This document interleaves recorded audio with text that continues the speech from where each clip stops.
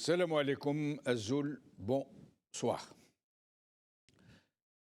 Si nous devions faire un dessin, une caricature du politicien algérien, du baron du régime algérien, nous aurions de la difficulté à le croquer. Parce qu'il ne vit que dans les ténèbres, tapi dans sa propre ombre, parce qu'il craint la lumière, parce qu'elle le révulse. Elle pourrait le tuer, la lumière. Il n'évolue que dans la noirceur. C'est son élément naturel. Mais si nous nous armons de lunettes infrarouges, nous pourrions en deviner les contours et même les miasmes qui le traversent et qui empuantissent son atmosphère. Nous pourrions alors le représenter tel qu'il est. Une toute petite tête et de tout petits bras, presque atrophiés, mais une langue fourchue qui siffle et vitupère et qui ne s'arrête jamais de produire du mensonge.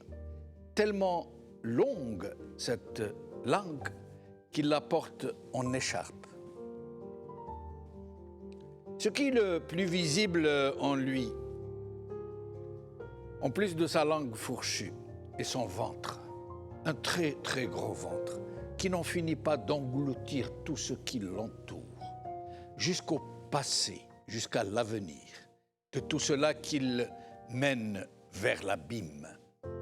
Un gros ventre, et en guise de dents, des crocs, et en guise d'ongles, des griffes. Il est frappé de cécité.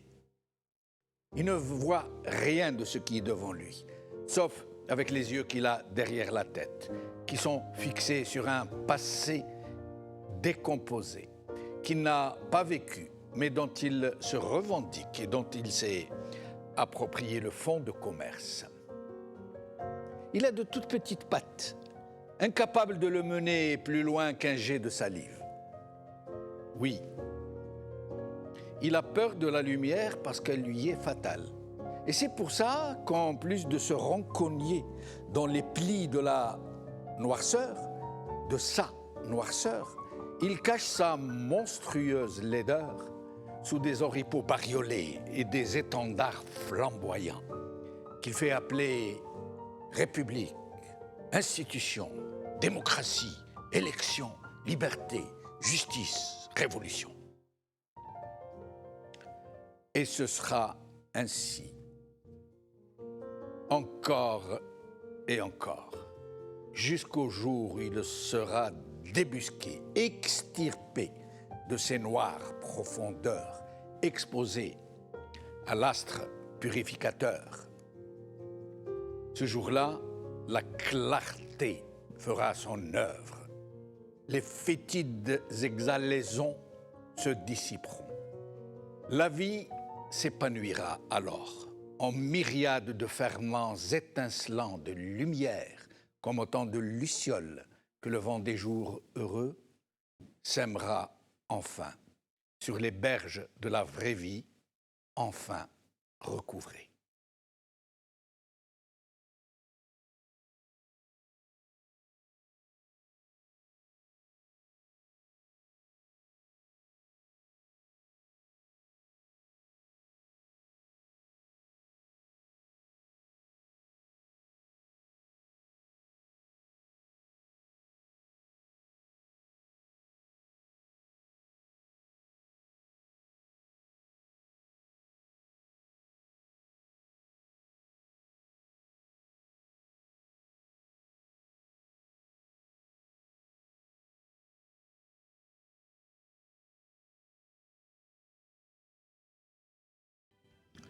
Algérie, expression tebbounienne au passé décomposé.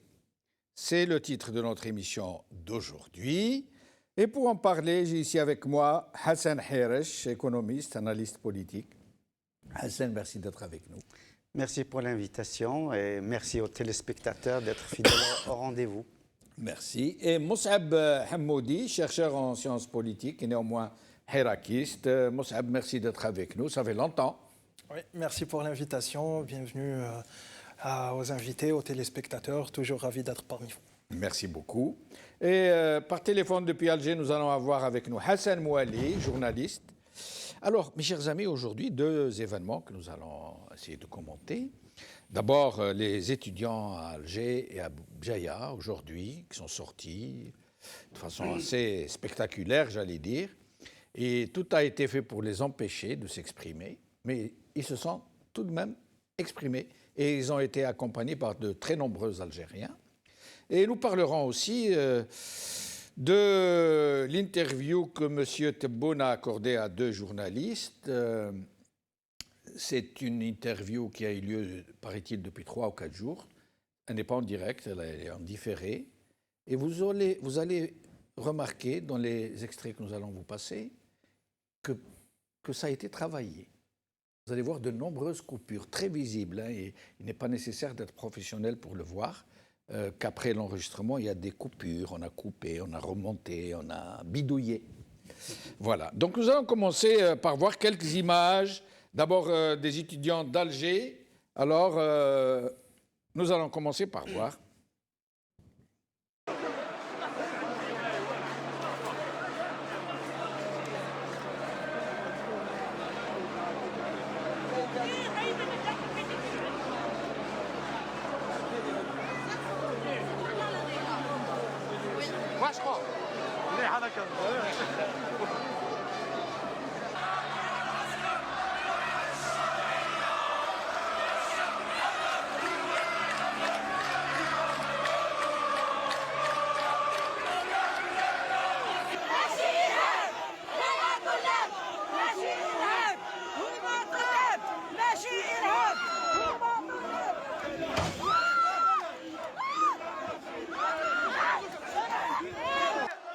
المظاهرة وحدنا في قلب العاصمة. أرواح الشهداء الآن تسمعنا، أرواح الشهداء. مخابرات إرهابية تسقط المولى العسكرية. ماشي إرهاب، لا لا كلهم ماشي إرهاب، هما طلاب ماشي إرهاب، هما طلاب.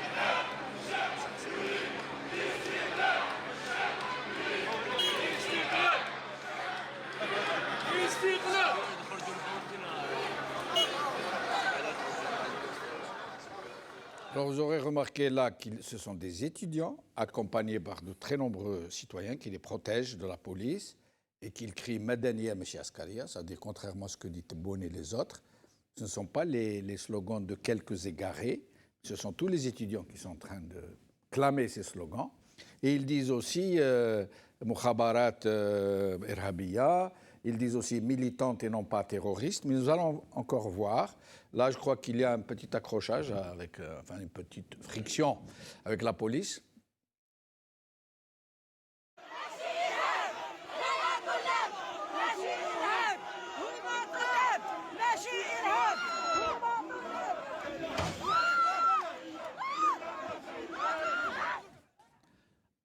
Alors, nous allons voir le 23 à Jamal Yahoud.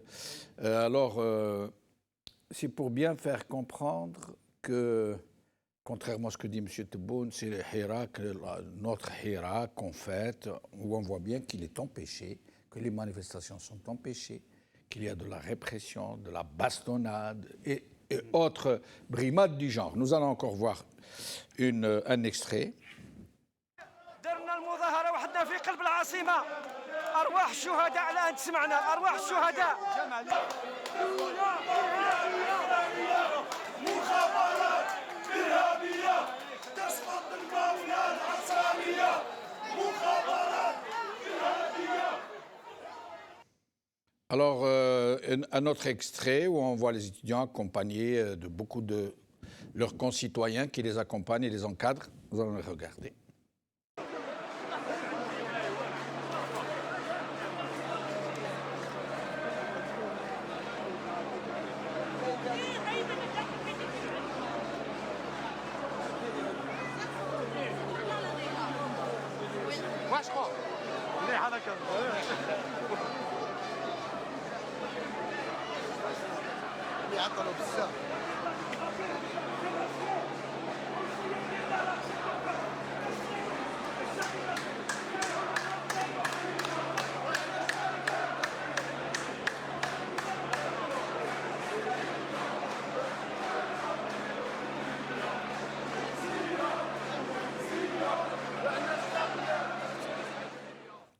Un extrait des manifestations estudiantines à Bjaya.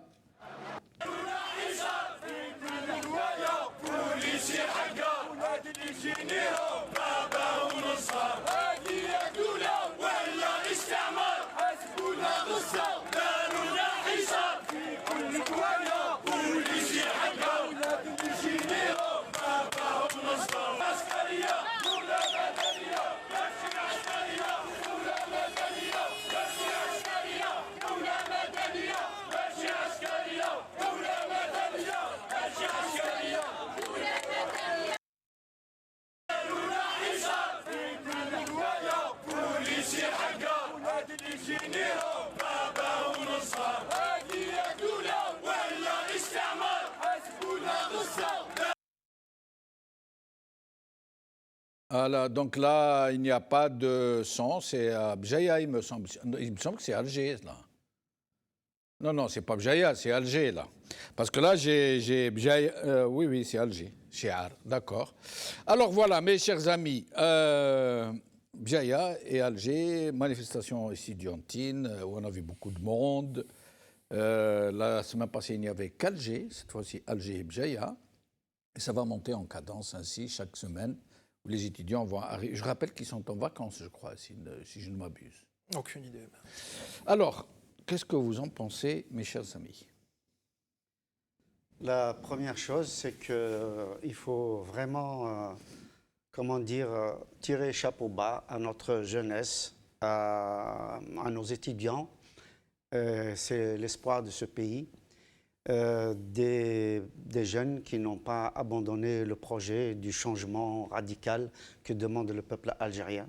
Donc malgré les difficultés, malgré les menaces à la fois pandémiques et les menaces répressives de l'État algérien, de sa police, des services de sécurité, de la gendarmerie, de l'armée, etc., de toute la panoplie répressive qui existe depuis malheureusement 1962, malgré tout ça, eh ben, les étudiants ont voulu montrer que la seule issue, c'est un changement absolument radical, passer du système autoritaire, dictatorial, voire par certains aspects totalitaire, vers un système démocratique où les Algériens peuvent avoir leur mot à dire tout simplement, où ils doivent participer à la gestion de leur pays, où ils peuvent vivre dans leur propre pays sans être inquiétés, sans se dire ah, peut-être que le mukhabarat, les services secrets vont venir me chercher la nuit, sans se dire que si j'écris un petit post de rien du tout sur Internet, sur Facebook, je ne vais pas me faire arrêter, sans se dire que si je vais pour la diaspora, si je vais au pays, je vais me faire attraper à l'aéroport et je vais être conduit on ne sait où, dans la nuit, dans l'obscurité, donc, ce que vous dites, Hassan, vous, personnellement? Pardon? C'est ce que vous dites, vous? Oui. C'est ce que vous dites? Oui, je l'ai déjà vécu. D'accord. Vous avez été arrêté là-bas? En 1986, on m'a pris à l'aéroport, on m'a enlevé mon passeport et j'ai été interdit de quitter le territoire national pendant 8 mois. Et j'ai perdu mon emploi, etc. Donc, les chats échaudés craignent. oui, avec l'histoire de la Ligue algérienne des droits de l'homme de Abdelnour Ali Yahya. Donc, nous avons créé ici une association de soutien à la Ligue, et bien évidemment, donc on a organisé des meetings de soutien, etc. Et j'ai été un de ceux qui étaient visés par le Mukhabarat, par les services déjà à l'époque. Alors, c'est ce système, en fait, qui perdure, vous savez. C'est le même, en fait, hein, qui se décline d'une autre façon. Absolument. Donc, le peuple algérien doit être reconnaissant à ses étudiants qui est avec lui, qui est avec ce peuple. Ce sont les enfants du peuple, même si ils ont ce privilège d'aller à l'université, parce que c'est un privilège, sachant qu'il y a des conditions extrêmement difficiles qui fait que la majorité des jeunes Algériens sont exclus du système éducatif au fur et à mesure pour X raisons. C'est pour ça que vous dites privilège. Mais bien sûr, c'est dans ce sens-là. Oui. Parce qu'il y a une déscolarisation absolument massive. Ce n'est pas parce qu'on met tous les Algériens à l'école primaire et qu'on donne les chiffres, on dit voilà... 10 millions. Oui. 10 millions, entre écoliers et collégiens. C'est ça. Et lycéens. Donc, ce qu'il faut analyser, c'est le filtre. Le filtre qui fait qu'au fur et à mesure de la scolarisation, hop, il y a beaucoup qui sont éjectés. C'est l'un des pays où il y a le plus de déperdition scolaire. Voilà. Et puis il y a un problème qui n'est jamais étudié en Algérie. On parle de l'analphabétisme qui est encore présent et qui touche des millions d'Algériens, notamment les femmes, notamment les ruraux. Mais notamment on parle jamais... les régions dont parle M. Tebboune, les zones d'ombre. Où l'analphabétisme est effarant. Et Tebboune fait partie de ceux qui ont fait de ces régions-là des zones d'ombre. Absolument. Il est entièrement responsable. Et nous allons voir tout à l'heure comment il les revendique comme étant ses soutiens.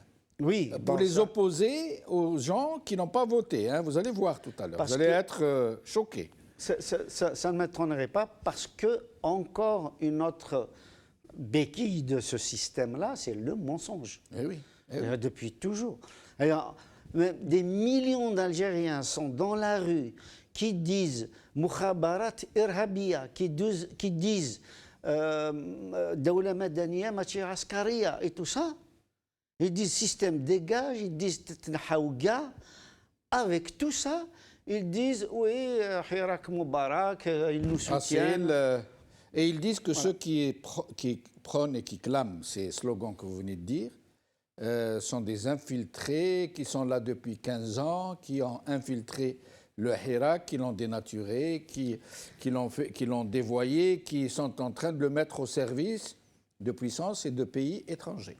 Et donc, si j'ai bien compris, nous avons des services de renseignement qui sont payés par des milliards de dollars, je dis bien des milliards de dollars, qui ne sont pas capables de nous dire quelle est cette main étrangère. Oui.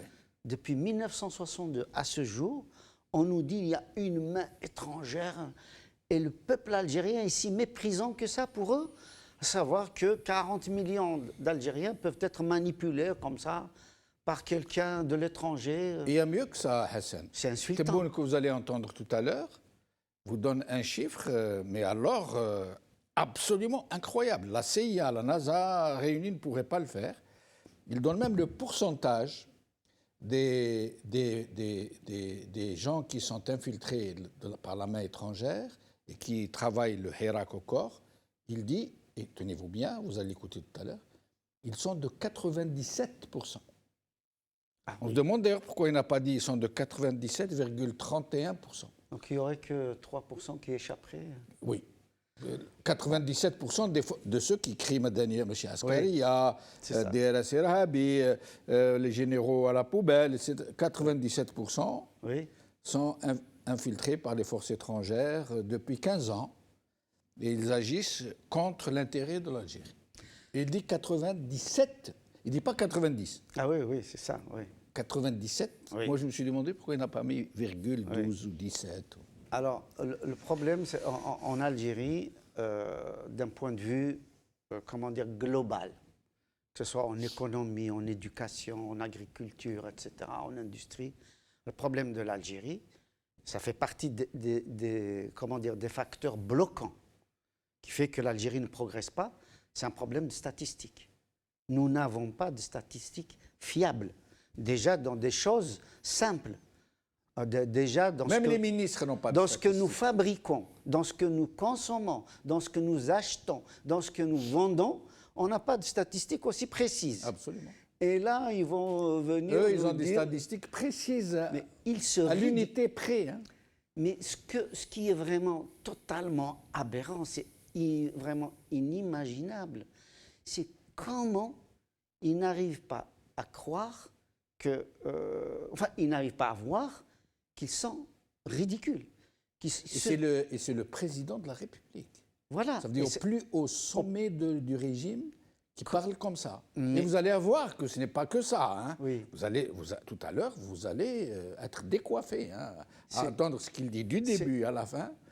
Vous allez dire c'est le président de la République qui Monsieur parle. Bencheloun, Ah, maintenant on comprend pourquoi Gaël Saleh l'a choisi. c'est de la bouffonnerie politique.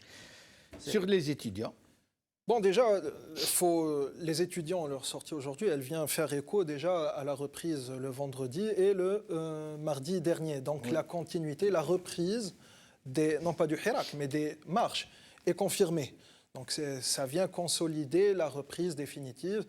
Le Hirak avait de son plein gré décidé de suspendre les marches et il confirme que c'est de son plein gré qu'il les reprend. mais une question, Moussab, avant que vous me poursuiviez. Comment expliquez-vous qu'après tout ce temps, depuis l'arrivée de la pandémie, hein, depuis tout ce temps, le régime vraiment s'est abîmé dans la plus grande subversion, la contre-révolution, tous les moyens. Il a infiltré le Hirak, il a corrompu des gens, jusqu'à débaucher des Hirakistes pour les nommer ministres. Il nous le dira tout à l'heure, Tebboune, jusqu'à proposer de l'argent aux gens qui sont dans la révolution et dans le Hirak dans la cyber-révolution, pour leur dire mettez votre site à notre disposition et on vous donne 1 milliard de centimes.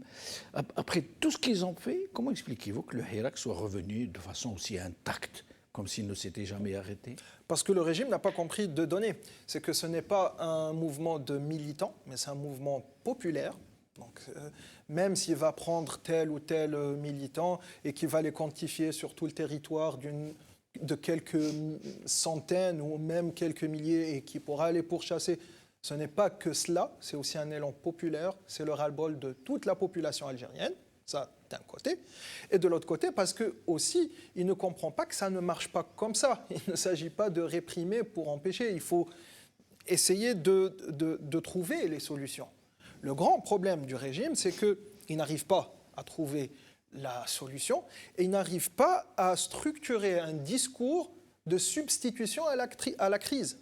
Il s'enfonce, tout ce qu'il fait comme pratique discursive l'enfonce encore dans l'impasse. Donc ça, c'est pour répondre c'est les deux dimensions pour répondre à votre question. Maintenant, pour revenir aux étudiants aussi, il y avait un tableau aujourd'hui qui s'est dessiné. Moi, sur les réseaux sociaux, je le voyais comme un beau tableau. C'était quand même parce que les mesures pour empêcher les étudiants de sortir aujourd'hui étaient quand même draconiennes. Oui. On a vu quand même des blindés barrer littéralement et d'une façon très médiocre, très moche, barrer les routes. Oui, oui. Donc, face à ce paysage qui n'était pas beau à voir, pour dire que cela, comment les étudiants ont riposté, comment ils ont pu trouver la parade, c'est que, OK, Sahat Chouhada, blocus, ils vont contourner par la Kasbah, Jama' al-Lihoud, ils vont parcourir les petites ruelles et puis sortir sur la rue d'Isli et conquérir leur terrain. Et là, ils ont ramené avec eux toutes ces populations, toute la foule, des quartiers populaires qui les ont accompagnés. Au cri de Istiqlal, indépendance. Franchement, moi, en voyant ça comme ça, c'était des allures de la bataille d'Alger. Oui, ça a rappelé pour beaucoup de gens. Là, c'était vraiment un tableau à la fois artistique et mystique. Et dramatique aussi. Moi, je l'ai trouvé comme vraiment artistique parce qu'il était beau, dramatique de la part du régime. Oui. Mais aussi, il était mystique parce qu'on voit la conviction. On voit que ça y est, cette détermination-là, elle n'est plus sujette à questionnement, elle est acquise. Oui, mais moi, je comprends l'intervention de Hassan quand il dit dramatique. Après 60 ans d'indépendance, les Algériens qui sortent au cri de l'istiqlal. Mais ça, c'était déjà 2019. Oui, C'est déjà 2019. C'était déjà les façons de brandir les figures de la résistance. Ouais. C'est qu'on est encore sous domination. C'était dit sans ambiguïté. Donc ici, en face de cela, qu'est-ce qu'on a? Un régime qui a profité pendant une année de l'absence de mobilisation dans les rues, l'absence du terrain, du travail sur le terrain. Alors, il a passé son temps à réprimer, à manipuler. Il a passé son temps à mettre les gens de tout âge, de tout genre, dans les prisons. Pire encore, il a manipulé la justice, il a instrumentalisé les échéances électorales. Pire encore, il a sorti des criminels et fait retourner d'autres. Tawfiq, Nazar. Oui. Pire encore, il a reconstitué les réseaux de Tawfiq. Pire encore, il les a fait converger avec ceux de Gaïd Salah, parce que Zermat, il n'a pas sa place dans cette configuration, y compris Tebboune. Oui. Donc, il avait la certitude, les généraux sécuritaires que je vais citer tout à l'heure, ils avaient le pied sur le bureau et ils avaient la certitude que le Hirak est quelque chose de complètement fini, que c'est du passé. Le résultat, c'est quoi? Ils l'ont pris. Ben justement, vous m'amenez à la question que je voulais vous poser. Tout le monde sait que le régime, à un certain moment, il était aux abois, il s'est dit c'est bon, le Hirak va nous balayer. Et c'est comme ça que certains généraux qui étaient dehors ont conseillé à ceux qui sont à la manœuvre, leur ont dit mais vous vous êtes passé de votre arme essentielle, qui est cette pieuvre tentaculaire du DRS, qui va partout. Si vous l'aviez encore avec vous, vous n'auriez pas eu ce Hirak. Il l'aurait infiltré, il l'aurait déstabilisé, il l'aurait manipulé. Et c'est comme ça qu'ils sont revenus à la nécessité pour eux de recourir à leurs anciens amis du DRS qu'ils avaient mis en prison ou qu'ils avaient évacués. Ils les ont fait ramener. Et on connaît le travail, ça a été un travail redoutable, au point où, à certains moments, comme ici à Paris, on a vu le Hirak presque se fissurer du fait de ce travail. Mais là, finalement, ils n'ont pas été aussi en profondeur qu'on pensait. Non, parce que ce ne sont pas des réseaux invincibles, ce ne sont pas des réseaux si obscurs que ça, parce que même si la tête ou les têtes qui commandent aiment rester toujours en cachette, mais les jeux, tout le monde, enfin les militants et ceux qui connaissent ce régime se sont familiarisés à ces messes basses. On sait comment ce régime fonctionne et ses méthodes. Donc tout ça a été comptabilisé. On sait que généralement il a tel ou tel réseau, il va faire cette ou cette manipulation. Et donc c'est un réseau, justement, sa faiblesse. C'est pour ça, pour moi, le réseau Tawfiq, il est complètement dépassé parce qu'il n'arrive pas à se régénérer. Parce que déjà, la figure de Tawfiq a été humiliée en le mettant de la sorte en prison. Et puis il y a le facteur âge. C'est pas quelqu'un qui reste sur ses trentaines. C'est quelqu'un, donc, l'image qui existait avant de cette invincibilité, de cette suprématie, en fait, elle a changé de camp. Maintenant, c'est le Hirak qui a cette image parce que c'est lui qui décide quand est-ce que reprendre et quand est-ce qu'arrêter. C'est lui qui met la pression, c'est lui qui est dans la décomplexion. Il est complètement décomplexé, le Hirak, quand il sort avec le slogan « Mukhabarat irhabiya tasqat al-mafia al-askari », c'est que non seulement je connais quelle est la cause du drame algérien, mais je la désigne face à face. Donc ici, on a quelque chose qui désarme les sécuritaires. Et c'est pour ça que maintenant, cette reprise, elle n'est pas une reprise ordinaire. C'est une escalade. Il y en a beaucoup, à titre individuel, qui souhaitent aller vers une escalade, c'est-à-dire de 0 à 10 degrés. Mais au niveau collectif, déjà, on l'a vu, elle est graduelle.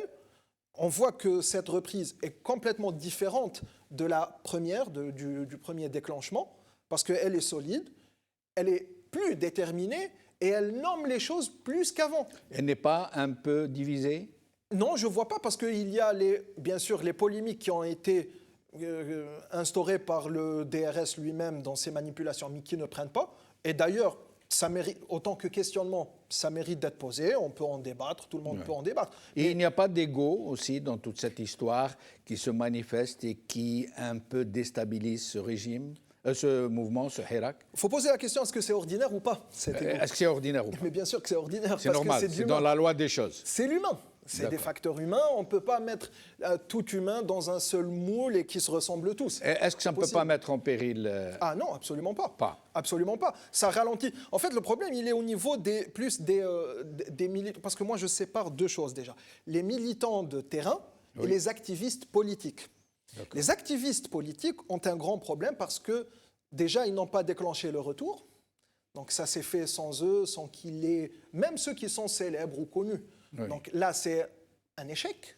Parce Ça les frustre quelque part. ben, ça frustre tout le monde. Parce que finalement, quand on les voit suivre le mouvement, sans appeler à faire une action, sans rien, on dit que les militants sur le terrain, ceux qui sont des résistants finalement, parce que c'est eux qui font les actions et qui payent le prix, sont beaucoup plus avancés que les activistes politiques qui devraient, dans l'ordre des choses ordinaires... Qui sont ces activistes politiques dont vous parlez? Ceux qui sont nommés, mais on les connaît. Ceux qui sont se dans les partis présentent- politiques non, les partis politiques. ou les hirakistes, Non, mais qui sont les figures politiques du Hirak, Ah, à l'intérieur d'accord. du Hirak. D'accord. Parce que pas mal de partis politiques ont été balayés, D'accord. malheureusement, y compris le FFS. Oui, Ça, oui. on n'en parle même pas. Mais les figures Pas le politiques... FFS en tant que FFS, ceux qui ont été chez Tebboune. Mais c'est le FFS. Le- Officiel. Pas C'est le l'officiel, FFS. malheureusement. De masse. hein, pas- Oui, même le Non, parce que FFS officiel, cette discussion, c'est même la- le FFS officiel, il a rejeté en masse Non, non. la responsabilité de ces Soyons organiques. clairs. Soyons clairs. Moi, personnellement, je ne suis pas militant du FFS. Oui. Donc ça, c'est un débat FFS. Oui, oui. Moi, de l'extérieur, qu'est-ce que je dois voir? La position officielle. Du La FFS. position officielle du FFS, c'est qu'il a visité Tebboune. D'accord. C'est le fait. Et c'est grave. Maintenant, Il faut rajouter, bien sûr, et c'est grave. mais bien sûr. Dans la conjoncture actuelle. Alors, Alors, pour l'histoire je voudrais aussi. juste rajouter un Maintenant, mot. je terminerai. Là-dessus, donc, on voit que les militants de terrain sont beaucoup plus avancés que les activistes politiques, et que ça, par contre, c'est étrange, et c'est vraiment une particularité de cette révolution. Et c'est une particularité à saluer et qui montre combien ce mouvement est vraiment populaire. Exactement. Comment c'est une lame de fond. Et inédit. C'est pas une locomotive qui conduit Non. des wagons neutres et stériles. Absolument. Vous Oui, vouliez je voudrais- rajouter quelque chose? Oui, pas beaucoup de choses. Par rapport à la question que vous avez posée sur le retour du DRS, en tout cas des services de renseignement qu'on les nomme DRS ou DSS, etc. Est-ce que ça peut être une solution pour le régime?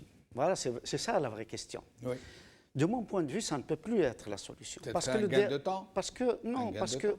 non, parce que le DRS, il ne sait faire qu'une seule chose: infiltrer, arrêter, Subvertir. torturer, emprisonner. Oui. On a vu Violer. les tortures, les viols, oui, les tortures, les viols, les humiliations, etc. Est-ce que ça peut être une solution pour la révolution que les Algériens mènent maintenant depuis 10 ans? Mais Ce ça n'est peut pas faire possible. gagner du temps au régime qui est dans une guerre contre la montre. Vous savez, C'est contre lui, parce qu'il y a la caisse aussi qui se vide. Pendant la guerre de libération nationale, est-ce que parce que l'armée française a eu les pleins pouvoirs, est-ce que parce que l'armée française a déclenché les fameuses opérations jumelles et qu'ils ont lancé des opérations invraisemblables, le napalm, les exécutions sommaires, les déplacements... Toutes les de opérations population- Chal, hein? Voilà. Ils ont toutes les Jumelles, opérations- pierres précieuses, voilà, etc. Absolument. Ouais. Est-ce que ça a apporté une solution? Eh non. Est-ce qu'ils sont arrivés à arrêter le mouvement de libération nationale? Mais ça a C'est la contribué même à config- faire de l'armée des frontières l'acteur numéro 1 de la révolution. Oui, tout Ça à fait. a affaibli la LN de l'intérieur, Bien sûr. ça a fortifié et ça a beaucoup compté dans oui. la suite des événements. Ça, c'est autre chose. Oui. Ça, c'était un calcul aussi bien de la part des Français que de la part des Égyptiens. Mais De la part de l'état-major. bien sûr, l'état-major est utilisé par les deux, aussi bien par De Gaulle que par Nasser. Voilà. Donc, ce qu'il faut remarquer, c'est que le DRS, qui emploie les mêmes méthodes que l'armée française, les mêmes méthodes, l'infiltration, La torture. comment dire, La subversion, répression. Oui. la Et puis, désinformation. La désinformation, l'intox, etc., les manipulations des uns des autres, le fait d'extraire quelques militants, etc. Donc, est-ce qu'ils peuvent réussir avec des méthodes comme ça? Ils ne peuvent pas réussir. Et là, je rejoins totalement Moussab. Il s'agit d'un mouvement d'essence populaire. C'est une révolution, et une révolution pacifique. C'est ça qui fait la force de ce Hirak, c'est le pacifisme, et c'est ça qui fait que, aux yeux du monde entier, la clé, l'issue est entre les mains de ce peuple et non pas entre les mains du régime. Et justement, nous n'avons pas réussi à avoir Hassan Mouali, malheureusement. Vous allez devoir assumer tous les deux. Et comme il y a beaucoup de matière, moi je vais vous proposer quelque chose. Je vais vous passer des extraits de M. Tebboune et je ne vous poserai même pas de questions. À chaque extrait, je vous demanderai de commenter l'un et l'autre. Je vous demanderai de le faire de façon assez synthétique, assez dynamique, parce qu'il y a beaucoup de ces extraits. Vous êtes d'accord? Oui. Allons-y. Avec un petit résumé en français à chaque fois? Oui, parce que je rappelle que notre ami Hassan parle plutôt Qbayliya que Darja, que Arbia. Il parle Darja, mais un petit peu, pas beaucoup. Oui. Donc on essaiera. Darja, ça va, mais l'arabe classique, un peu moins. Ouais, voilà. Alors, numéro 1, M. Tebboune, où il va nous dire ce qu'il ne cache rien au peuple. يتسع صدركم لهذه الأسئلة ونتمنى أن تلقى الإجابة الشافية التي يبحث عنها المواطن الجزائري. شكرا بارك الله فيك. على كل حال صح الغياب بيناتنا دام ما يقارب من 4 أشهر، ومرغم أخاك تقدرت، ولكن أنا ما تغيرتش، التزمت مع الشعب بشفافية اللي كاين نقولوه. هذاك علاش في بعض الأحيان نشعر بالنوع من لما نشوف إشاعات تروج هكاك، رغم احنا شفافين، وكان حاجة نقولوها. علاش ندرك على الشعب؟ أنني هنا جابني الشعب ومن أجل الشعب، مش أجل حد آخر. Alors, les amis, on commence par Moussab.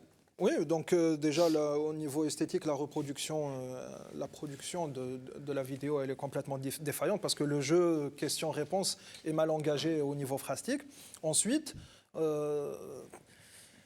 c'est l'aspect comique d'entrée, c'est-à-dire avec une entrée comme ça, on a d'emblée, parce que lui, il peut croire à son mensonge, mais ceux qui regardent, on a suivi tous hier, ils se sont directement mis sur leur téléphone portable avec des blagues, à tout va, quoi.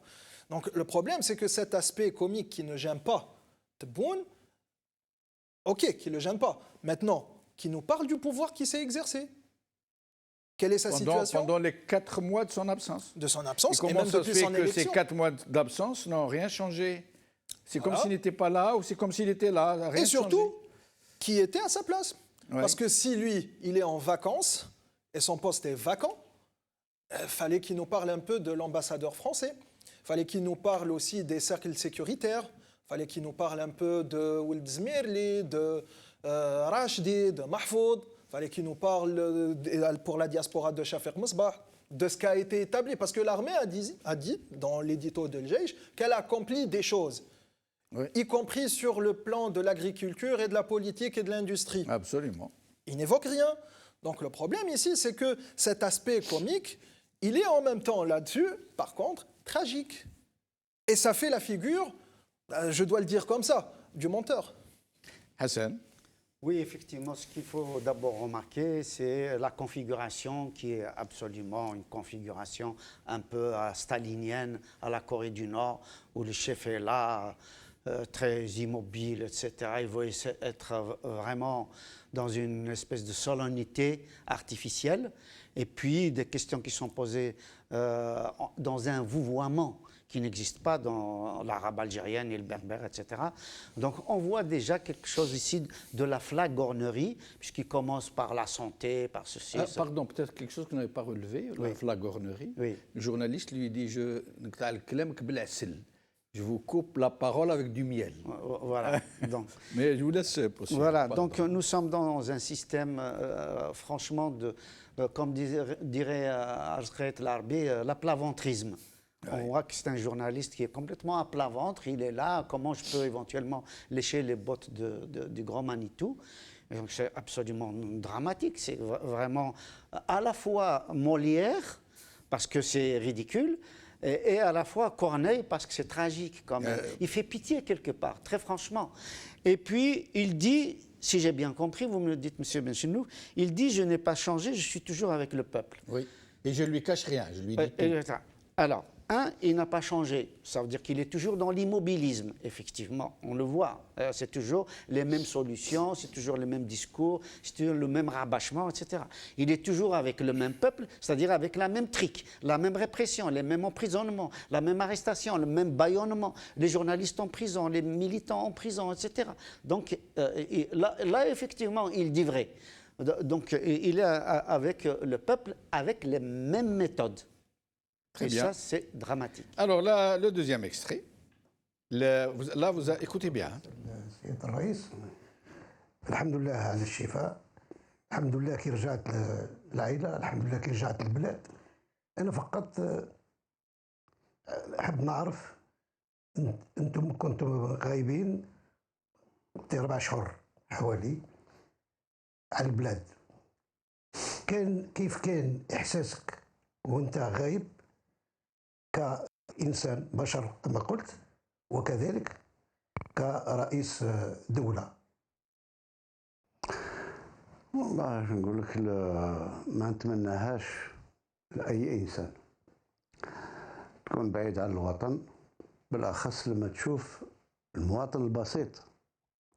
أنا كانت تلحقني لي فيديو يبعثوهم لي ناس بسطاء يعني ما طامعين حتى في شيء. عنده شاء يمشي يذبحها ويجمع الناس ويرفدوا يديهم يدعوا بالشفاء ويدعوا بكذا ويدعوا. هذاك اللي تمزقك اكثر وتعرف باللي الشعب هذا راه محتاجك. هذه صدقه ان شاء الله شفاء للسيد رئيس الجمهوريه ان شاء الله وربي يحفظه ان شاء الله وادعوا ربي يرفدوا فاتحه ربي يشافيه اللهم صل وسلم وبارك على سيدنا محمد. Pour le coup, c'est Hassan qui commence là. Là, très franchement, il y a de quoi pleurer, quoi, parce que c'est tellement risible, On revient vraiment à la scène d'Abraham, où voilà, Dieu demande à Abraham d'égorger son fils, et puis c'est quelqu'un qui n'a même pas de quoi manger, qui va lui égorger un mouton, c'est tout ce qu'il a. Et ça lui a déchiré le cœur. C'est une scène biblique. C'est une scène biblique. Il se prend pour un prophète, voire même pour un dieu, et on immole un animal pour qu'il guérisse. Alors non seulement là, il travestit vraiment les mœurs algériennes, il veut utiliser la religion à des fins politiques. Il est dans une... Il se met dans une posture de personne qui fait pleurer des foules, pour lequel on implore le Dieu, on sacrifie une bête de façon rituelle. Oui. Comment s'appelle le lèche-bot là de Bouteflika, qui était ministre et puis responsable d'un petit parti et qui avait organisé une espèce de zaouïa autour de lui, on lui a mis un burno, c'est qui est en prison maintenant. Amargol. Amargol, voilà. On est exactement dans le même scénario. Voilà, dans le scénario, donc c'est la reproduction. Alors je me permets de vous couper, Moussa, il faut que c'est assez vite parce qu'il y a encore beaucoup, hein. Non, c'est du misérabilisme. C'est incroyable. C'est misérable, quoi. Après, si on essaie un peu de décortiquer ça, c'est le journaliste qui essaie de poser la question sans la poser, parce que finalement, il n'y a pas de question posée, il y a un agencement de mots. Oui. Et puis, Tebboune qui répond pour ne rien dire. Donc, ici, c'est l'illusion du dialogue. C'est-à-dire l'une des deux.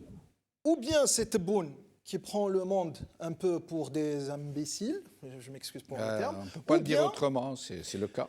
Ou bien c'est que parce qu'effectivement c'est un enregistrement d'il y a 4 jours, c'était coupé, il y a du montage, le cercle des généraux sécuritaires qui le commandent ont poussé pour qu'il apparaisse sous cette forme-là.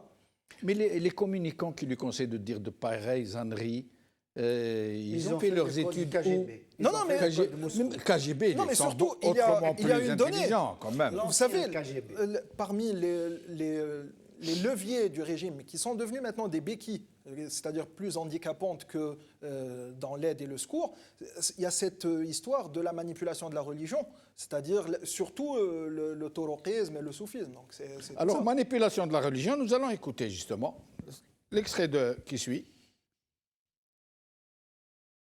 والله عز وجل عنده رعاية خاصة لهذا الوطن هذا، واللي يحاول يلعب بالمقدسات ويلعب بالأسس نتاع هذا الوطن مسقي بدماء الشهداء من عهد الفتوحات الإسلامية مش إلى ثورتنا المقدسة.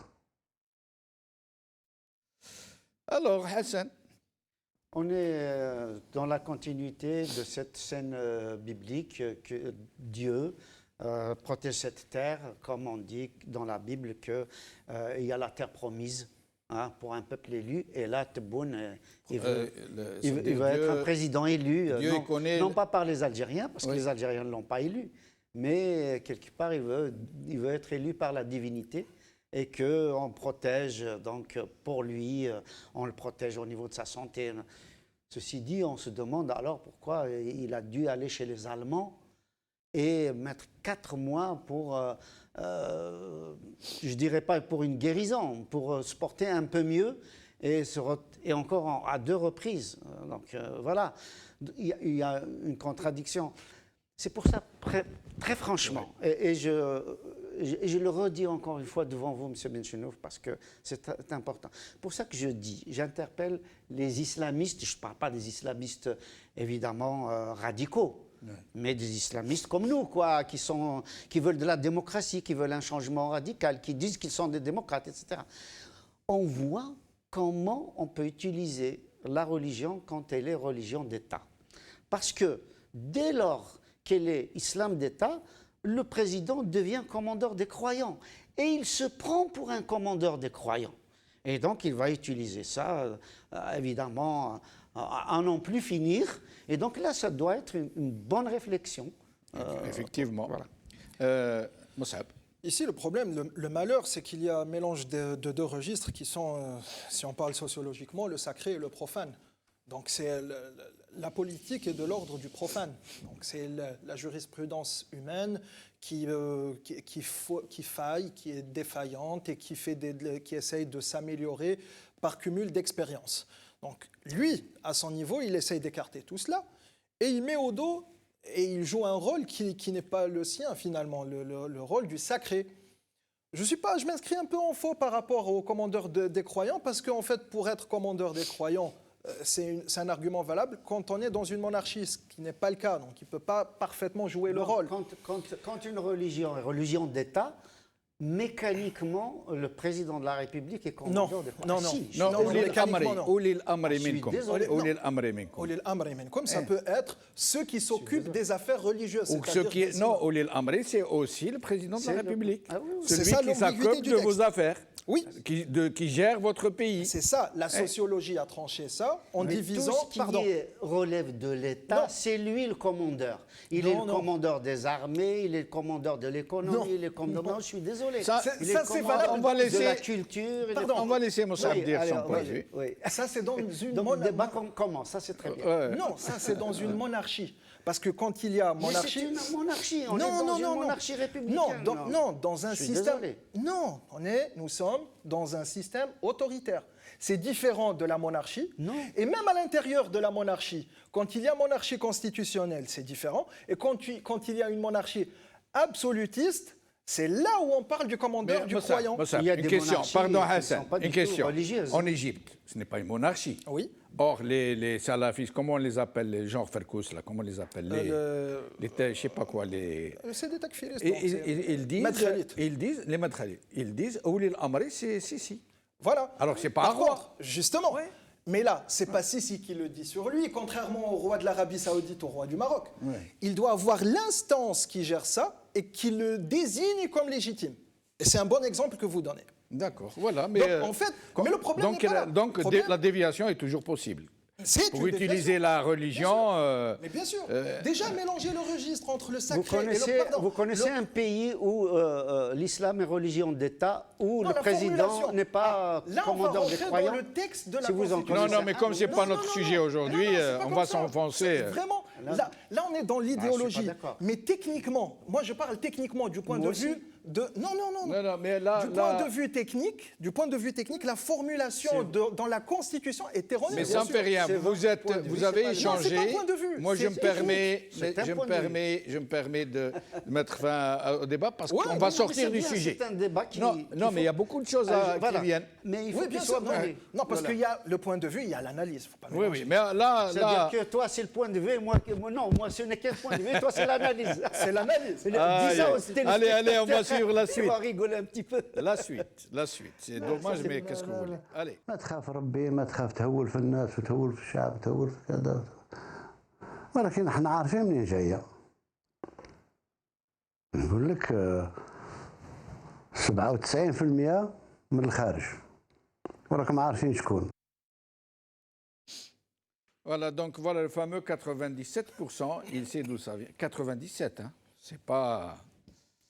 Alors, Moussab. Non, À chaque fois, je change Oui, il n'y a pas de les problème. prises de parole. C'est que le problème, c'est encore une fois d'avancer du chiffre, donc essayer de montrer qu'il est dans une approche exhaustive, non seulement sur ce qu'il considère être du qualitatif, mais aussi ce qu'il considère être du quantitatif. Mais là encore, c'est problématique parce qu'il ne suffit pas d'avancer des chiffres, il suffit déjà de les interpréter selon le contexte. Et cette façon d'aborder son sujet est très inquiétante parce que ça veut dire que non seulement il était absent quand il était absent, mais qu'il est absent même lorsqu'il est présent. Et donc là, c'est vraiment inquiétant parce qu'on est vraiment tenté d'appeler un hôpital de gens qui ne sont pas très normaux. Moi, ce qui m'inquiète, M. Nouf, dans ce qu'il vient de dire, c'est qu'en gros, écoutez, citoyens algériens, je ne peux pas vous écouter. Je ne peux pas être à l'écoute de ce qui se passe dans la rue parce que vous êtes manipulés. Parce que ce n'est pas vous qui parlez. Tout ce que vous dites, Dawla Madaniya, Mukhabarat, changement, etc., malheureusement, ce n'est pas vous.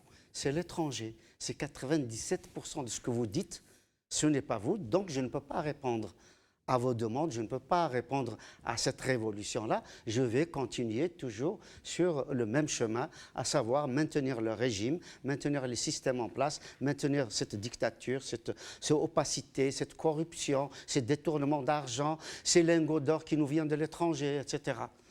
Ben, voilà ce qu'il est en train de dire. La suite. ما بغيش نغير الحكومة كلها لأن احتراما للشعب.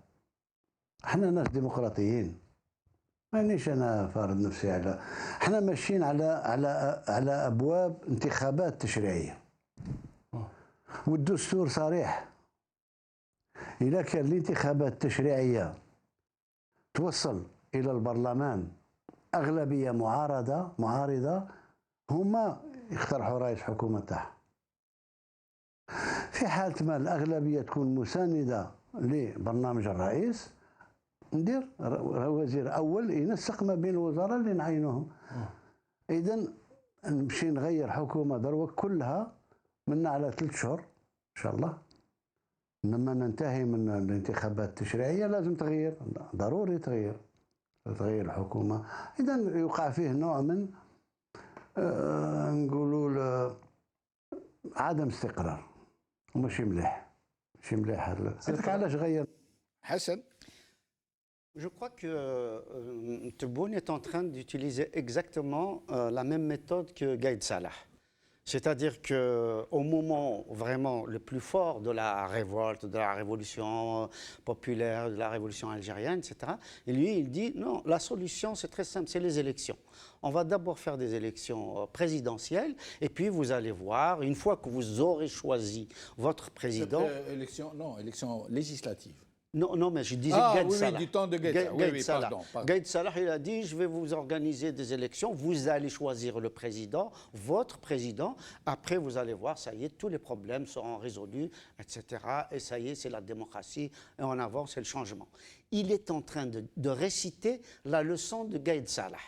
Celui-ci, il nous dit, il va y avoir des élections législatives, vous allez voir, le chef du gouvernement sera désigné en fonction du parti majoritaire, etc. Et si c'est pas éventuellement le parti présidentiel, c'est vous qui allez choisir le... On n'a jamais vu ça. Oui, bien sûr. C'est la majorité qui va choisir le chef du gouvernement, voilà, pas le proposer, c'est ça. Le désigner, le choisir. C'est ça, voilà. Donc, il se perd complètement les pédales et il est en train, en fait, de nous dire que ça y est, la panacée, la solution définitive, radicale, maintenant, l'avenir radieux des Algériens, c'est les législatives. Or, on sait que comme Gaïd Salah a échoué dans l'élection présidentielle, Tebboune, tout le monde sait aujourd'hui qu'il n'a pas été élu, il a été désigné. Et donc, la législature prochaine, on sait que ce sera les quotas, ce sera ceux qui se rendent aujourd'hui, ceux qui font volte-face, ceux qui nous disent il faut structurer le Hirak, etc., pour qu'eux, évidemment, ils émergent, et ainsi de suite, pour qu'ils deviennent des députés ou des sénateurs, etc., c'est-à-dire tout simplement le même scénario, c'est-à-dire organiser une fraude électorale, de fausses élections, avoir de faux candidats, avoir de faux députés, une fausse Assemblée nationale. On va avoir une Assemblée nationale de Bniouioui qui va applaudir une caisse de résonance et ils vont nous présenter ça comme étant la solution au drame algérien. Le problème, c'est qu'aussi, il nous a parlé avant tout ça d'un remaniement élargi du gouvernement. Sauf qu'au final, ce qui lui a été permis, c'était 2 remaniements, 2 ministres, pas plus. Donc, c'est pas très élargi quand même. Donc, il fallait d'abord qu'il nous répondent sur ceux qui ont mis l'épée de Damoclès sur sa tête, qu'est-ce qu'ils ont décidé, qu'est-ce qu'ils lui ont dicté et quelle est sa marge de manœuvre avant de proposer. C'était lui qui avait proposé le remaniement élargi.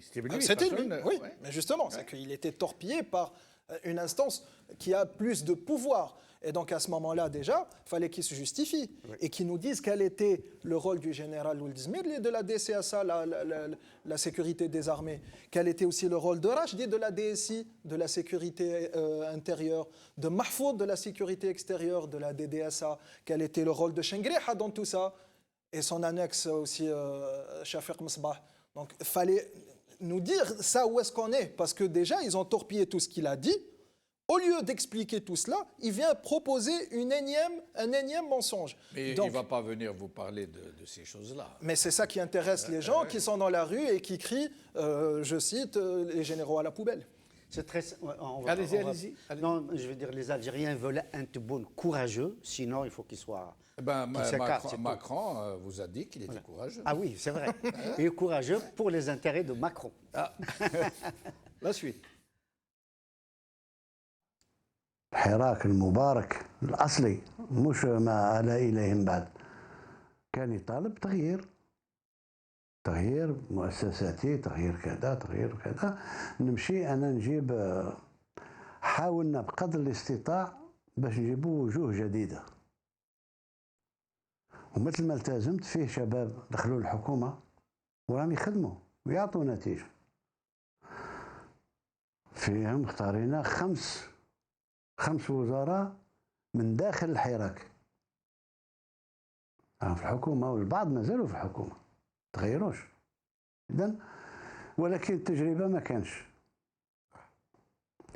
صبح يعني 2-3 من بعد وسائل الإعلام تاعنا كلها لا الرئيس راه يقرر وهما ما همش يطبقوا وما عندهمش كفاءات هادو شباب أعطيناهم فرصة يعني واحد ما زاد متعلم باش يتدربوا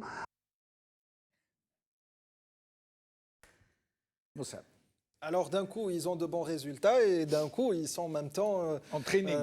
Voilà, donc c'est un peu contradictoire quand même. C'est incroyable, oui, des ministres en training, en entraînement, voilà, en formation permanente. Débutant, mais voilà, le problème, ça reste encore essayer de parler, enfin, pas essayer, effectivement, parler pour ne rien dire. Tout ça, ça n'intéresse personne, parce que pour répondre, pour faire un discours sérieux, parce qu'ici, on est sorti du cadre sérieux complètement, pour faire un discours sérieux, fallait répondre à des attentes et surtout être en phase avec ce qui est posé dans la rue.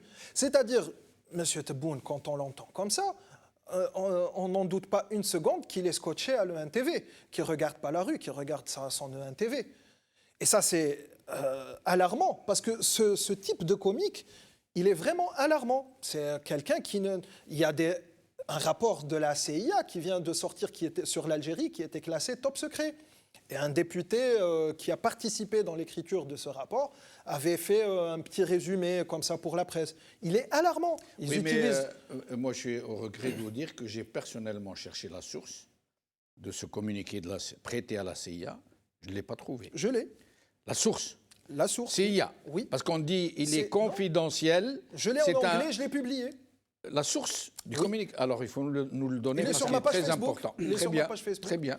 Nous allons vous l'emprunter demain, pas plus tard. Même avec le nom du député qui s'est prononcé, avec les termes utilisés, il est en anglais. Député américain. Américain, bien sûr, qui a participé à la rédaction. On a dit diplomate américain. Oui, mais diplomate américain qui aurait dit l'avoir vu, mais que c'est un... il a participé à la rédaction. C'est un communiqué qui n'a pas été rendu public, qui n'existe pas. Or, moi, j'ai cherché, je n'ai pas trouvé. Il est classé top secret, oui. Donc il n'a pas été rendu public. Par contre, les passages où ce député a participé à la rédaction, il en a parlé à la presse. Oui, mais la source, ça veut dire une source officielle américaine. C'est lui, c'est ce monsieur-là. Ah non, c'est lui, ne veut rien dire, il n'a pas été nommé. On ne connaît pas son nom. Non, il est dans la rédaction. Oui, non. On connaît son nom, il est cité par son nom. Un diplomate américain. Non, sur l'article, je l'ai posté de toute façon. D'accord, alors vous nous donnez, nous allons l'appeler. Nous allons l'appeler parce que ce qu'il dit, c'est très grave. Si la CIA a émis un tel communiqué qui parle d'un désastre imminent induit par la gestion actuelle du pays, c'est gravissime. Mais encore faudrait-il que nous nous assurions. Non, mais encore une fois, il est... donc, si vous voulez d'abord vous assurer, parce que moi, personnellement, je m'en suis assuré même auprès de collègues américains. Monsieur, on va essayer de trouver. Donc, bien sûr, il dresse un tableau, il utilise le terme, sombre, oui. Gloomy en anglais. Donc, mais, en fait, il y avait un jeu diplomatique, parce que ça faisait écho aussi à un article paru dans Le Monde au cours de la semaine. Il est particulier cet article parce que c'était une commande. Ce n'est pas une plume qu'il a écrit ou un spécialiste. C'était une commande par la rédaction du Monde. Oui. Et elle a dessiné même la ligne éditoriale. Elle a dit, bon, vous m'écrivez un truc sur le régime ne doit pas criminaliser le Hirak.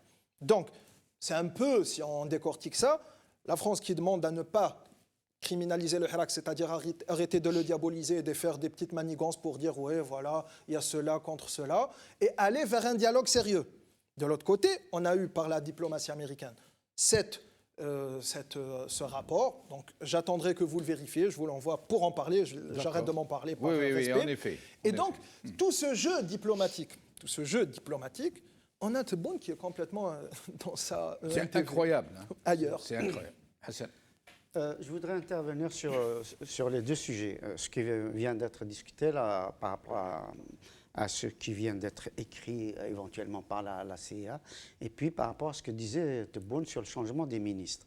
D'abord, par rapport au changement des ministres, ce que je voudrais dire aux Algériens qui connaissent très bien, c'est pas parce que vous avez une 2 chevaux, vous changez le carburateur, vous changez les bougies, vous changez les plaquettes de frein, etc., et que vous avez tout de suite une Ferrari.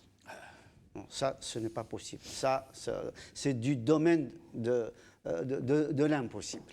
Donc, et lui, il est en train de décrire exactement cette situation-là. Je change 4, 5 ministres, etc. Éventuellement... Ils sont en train d'apprendre sur le tas. Parmi eux, ils ne sont pas expérimentés. On va leur apprendre de comment tricher, de comment mentir, comment voler l'argent des Algériens, comment transférer des milliards de devises vers l'étranger, comment s'enrichir dans l'immobilier, etc. Comment participer à la circulation de la cocaïne, ainsi de suite.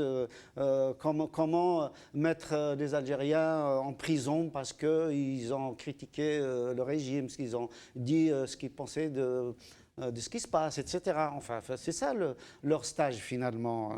Donc, c'est totalement en décalage. Il n'a pas encore compris qu'un système, ça se change au niveau institutionnel. C'est l'armée dans les casernes, c'est la religion dans les mosquées, c'est l'investissement dans l'agriculture, dans l'éducation, dans l'industrie, etc.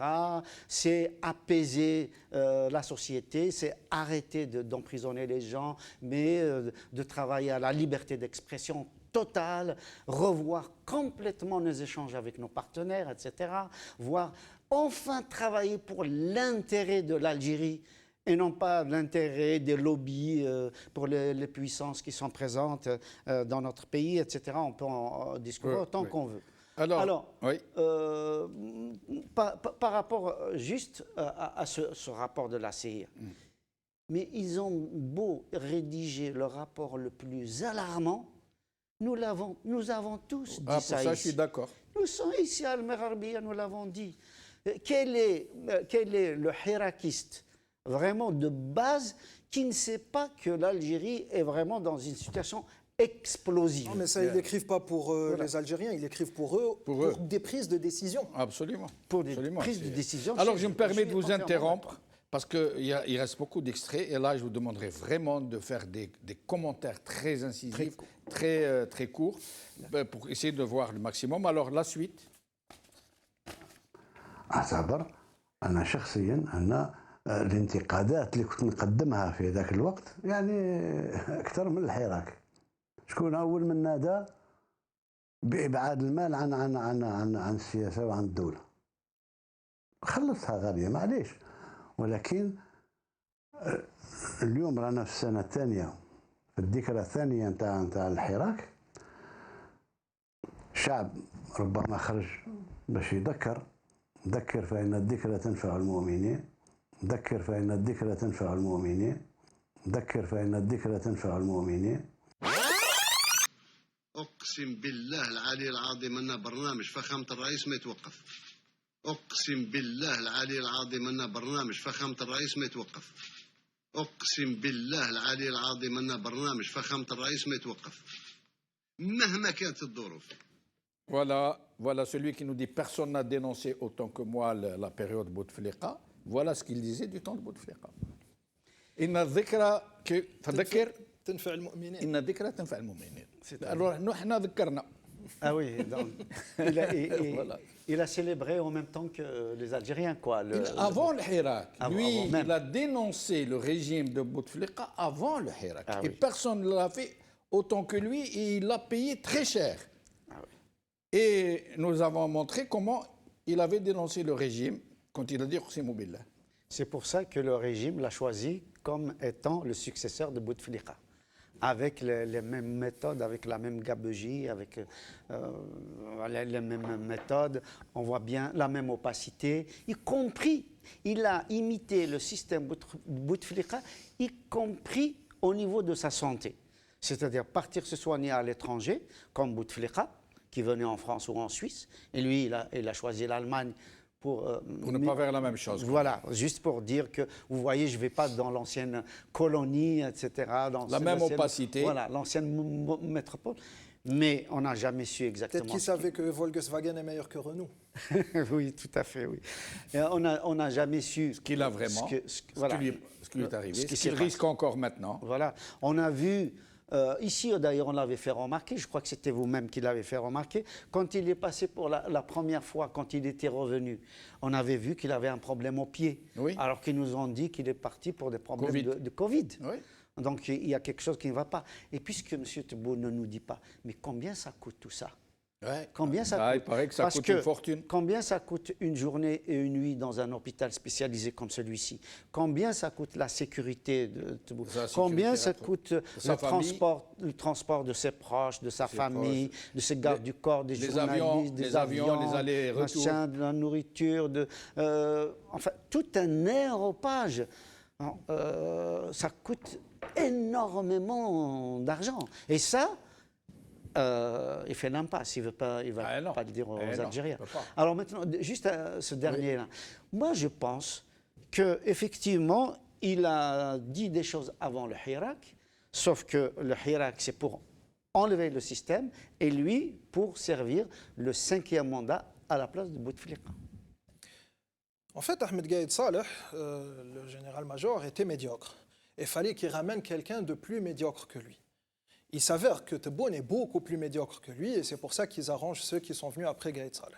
Et c'est pour ça, je me rappelle d'un journal français satirique qui se moquait d'un président qui faisait des petits mensonges, mais qui était éloquent quand même. En tout cas, ils l'ont appelé super menteur. Donc ça colle parfaitement à Tebboune. La suite. Bien, c'est court, c'est bien. في ناس اخرين اللي خرجوا لاسباب اخرى مش كاع كلهم مع المطالب نتاع الحراك الاصلي.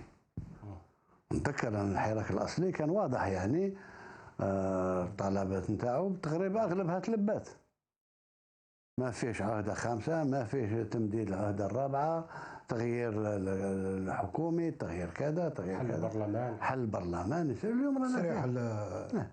السجناء. Alors, Hassan. Écoutez, justement, parlons de la libération des détenus. C'est vrai qu'il en a libéré. Bon, Et c'est le journaliste qui lui a soufflé. oui, Lui, il ne l'a c'est pas ça. dit. Hein. Il l'a aidé. Il l'a aidé. Et il l'a choisi pour ça. Voilà. Il a choisi C'est ces clair. deux journalistes justement pour ça. Il va On n'a pas jamais comme- vu ça, des journalistes qui Il- aident aux réponses du Il président. ne va pas demander à M. Benchenouf, écoutez, venez, vous aussi, vous pouvez me poser des questions. Moi, je suis volontaire. Ça ne Je risque. suis volontaire. Monsieur Tebboune, si vous m'invitez, Allez, je viens. Moi, je propose M. Benchenouf et M. Drarni. Moi, j'y vais. Voilà, pour l'interroger. Personnellement, j'y vais avec plaisir. Donc, il Et revient. je paye de ma poche l'aller-retour. Donc, il revient toujours sur le 5e mandat parce que, en fait, psychologiquement, il sait très bien qu'au fond, il est en train de faire le 5e mandat. Donc, vous savez, en psychologie comportementale, très souvent, ce dont on parle, en fait, c'est ce qu'on vit, c'est ce qu'on représente, c'est ce qu'on fait. Et donc, il est en train de désigner du doigt exactement ce pourquoi ils l'ont ramené là, ce pourquoi l'armée algérienne l'a mis au devant de la scène. C'est pour reproduire le système en faisant un 5e mandat, mais avec un autre candidat. Bon, déjà, mon problème avec les détenus, c'est que le décret présidentiel qui confirmait la grâce, il n'est pas paru, on ne l'a pas vu. Donc on est en droit de le voir déjà. Pour voir les termes exacts. Parce que... Et puis combien il en reste? Oui. Excusez-moi, parce que je crois que je ne l'ai pas dit. Oui. Il en reste Combien de prisonniers il reste? Et pourquoi ceci et pas cela? Voilà, pardon. Donc déjà, Ça le m'intéresse. décret Oui. est pour voir les termes et les formules de sortie, parce qu'il y a en fait des détenus qui étaient graciés, qui sont sortis, mais que leur jugement a continué. Il y en a, par exemple, certains à Borj qui ont pris leurs 6 mois ferme avec l'amende et tout ça. Et il y en a qui ont été mis en dépôt comme Bodor, Mais bien sûr. par exemple. C'est ça. Pas seulement. Et puis autre Et donc- chose, juste un dernier mot par rapport à ça, Moussab, excusez-moi, c'est que la formule dont parlait Moussab tout à l'heure, c'est la grâce. Oui. Or, la grâce, ça n'efface pas justement cette injustice-là. Il aurait fallu amnistier pour pouvoir justement Exact. enlever l'ensemble justement des forfaitures qui sont portées sur leur casier judiciaire, Oui. qui vont rester jusqu'à la fin de leur vie. Alors, je me permets de rappeler qu'hier, le 1er mars, c'était l'anniversaire du premier shahid du Hirak. Ah. Hassan Ben Khaddam, Ben Khaddam, Allah yarhamou. Ah oui. Hier. J'aimerais bien qu'on nous montre sa photo. Voilà. Hassan Ben Khaddam, mort. C'était le premier mort, le premier shahid, premier martyr de la révolution du sourire. D'ailleurs, regardez comme il fait un si beau sourire. Oui. J'ai eu la chance de connaître son père.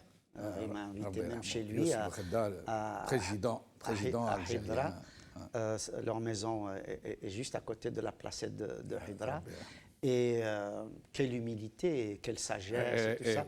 Et je me souviens qu'il parlait de Hussein Ait Ahmed avec vraiment des éloges extraordinaires. Alors, malheureusement, il n'y a plus de temps, il y a tellement d'autres extraits. Nous allons passer le dernier extrait où il nous dit, en ce qui concerne M. Gougil, que c'est ça la démocratie, que s'il s'était mêlé, on lui aurait reproché de s'être mêlé. Et que lui ne s'est pas mêlé, il a été élu démocratiquement. Alors que l'Algérie entière savait avant l'élection que c'était M. Gougil qui allait être élu, qu'il avait été désigné. Regardez-le, ce qu'il nous dit, monsieur. داير النية في الهبال. فاهم؟ دايروها انا ما خبروناش، انا ما طلعتش، انا كذا، رانا لهم بالمرصاد. سيادة الرئيس، سؤال سياسي ومباشر. الجزائريون او بعض الجزائريين او غالبي الجزائريين، نتكلم نعطيك رصد واش كاين في الساحه، يستغربوا بعض التغيرات